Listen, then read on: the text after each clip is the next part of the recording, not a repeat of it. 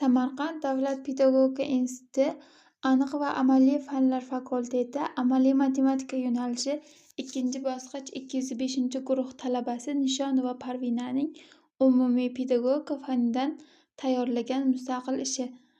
Mavzu: mahalla sog'lom ijtimoiy muhit maskani. Reja: mahalla sog'lom ijtimoiy muhit asoslari.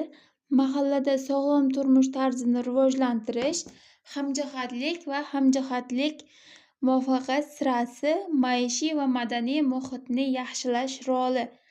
Mahalla sog'lom ijtimoiy muhit asoslari. Mahalla ijtimoiy muhit maskani bo'lishi uchun do'stona va xavfsiz muhit yarata olishi muhimdir. Bu jamiyat uchun barqaror rivojlanishga qadam qo'yadi. Sog'lom muhitni tashkil etishdan ahil va mehribon xonadonlar, o'qishga, sportga qiziqqan yoshlar muhim ahamiyatga ega hisoblanadi. Ular ijtimoiy muhitni yaxshilaydi.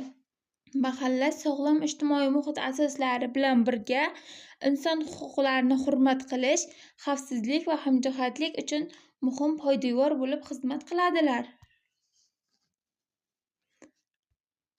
Mahallada sog'lom turmush tarzini rivojlantirish.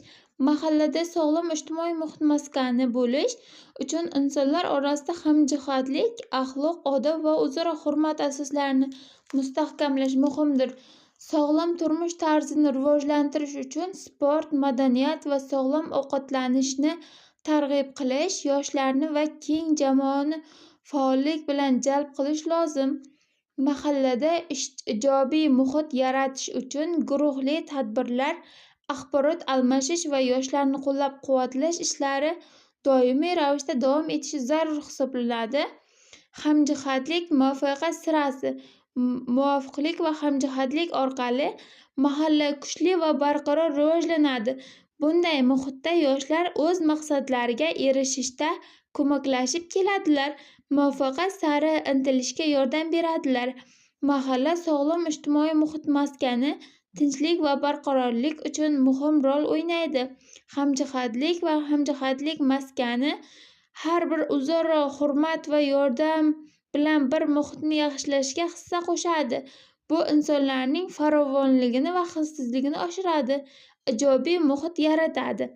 Maishiy va madaniy muhitni yaxshilashdagi rol. Mahalla sog'lom ijtimoiy muhit maskani bo'lib, xalqaro hamjihatlik va hamjihatlikni mustahkamlashga xizmat qiladi. Bu yondashuv madaniyat va maishiy muhitni yaxshilashga yordam beradi. Yaxshi muhitda